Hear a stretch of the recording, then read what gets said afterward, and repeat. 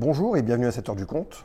Aujourd'hui, je vais vous lire l'album L'ours Pompon et la baleine Gobtou, une histoire de Cécile Alix, illustrée par Antoine Guillopé, avec l'aimable autorisation des éditions L'Élan Vert.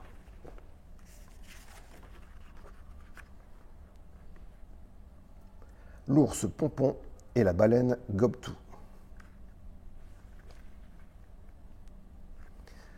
Dans le ciel scintillant, la lune sourit à l'ours Pompon. Elle glisse sur la banquise, devient croissant d'argent et se laisse doucement pousser par la brise. L'ours et son bateau-lune voguent loin du rivage. « En route pour un nouveau voyage !» s'écrie Pompon. L'ours et la lune jouent dans l'océan, avec les pingouins taquins et les cormorans. Filent par ici, bondissent par là, zigzaguent entre les poissons. Bim-di-boum, mais zoom-là-là, chantonne Pompon. L'ours plonge dans un nuage pétillant.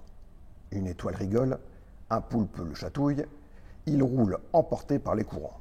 Soudain, une étrange méduse le frôle. L'eau se brouille, plus un coquillage, plus une algue sous les vagues, mais un défilé de drôles d'objets. Au loin, l'horizon frissonne, l'océan s'agite et bouillonne. Les vagues grondent dans la nuit profonde. La tempête rugit, le ciel se déchire de mille éclairs. Une ombre immense surgit dans un bruit de tonnerre. Qui provoque ces remous? C'est la baleine Gobtou, la géante qui dévore du soir au matin. Elle n'est pas méchante, mais elle a toujours faim. Alors, elle engloutit un gros thon, une ribambelle de petits poissons et l'ours Pompon. Quel étourdi! Mais elle avale aussi une colonne de crevettes, une vieille trottinette, 8 sacs en plastique, 2 douzaines d'élastiques, 6 crabes et 10 bouées, une brouette cabossée, une poignée de clous, 3 pneus, 2 bidons, une tasse en porcelaine et un petit garçon. Dans le ventre de la baleine, c'est la pagaille. Il fait tout noir. Et quel bazar!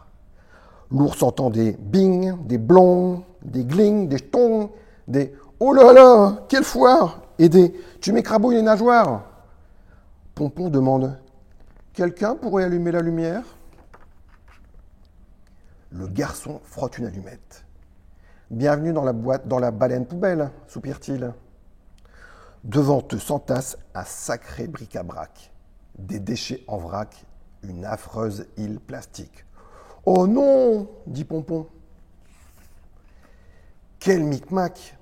La baleine est ballonnée. Je me sens patraque, souffle-t-elle, écœurée.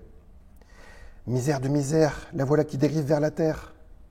Nom d'une mouette à couette, on va s'échouer, se rouspètent les crevettes. Mais Pompon a une idée. L'ours souffle tout doux sur la flamme de l'allumette. File, file la fumée, file en vaguelette. Gratte, gratte la fumée, gratte la gorge de la baleine. « Attention !» crie Pompon. « Ah, tchou !» éternue la baleine. Elle recrache les clous, la tasse en porcelaine, le petit garçon, le brick, le broc et l'île plastique sur la plage.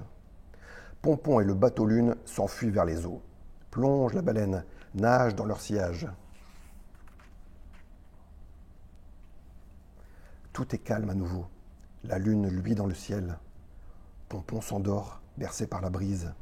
Le friseli des vagues caresse la banquise.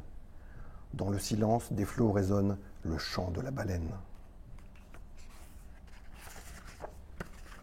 Et voilà, c'est terminé pour aujourd'hui. J'espère que ça vous a plu et à la semaine prochaine.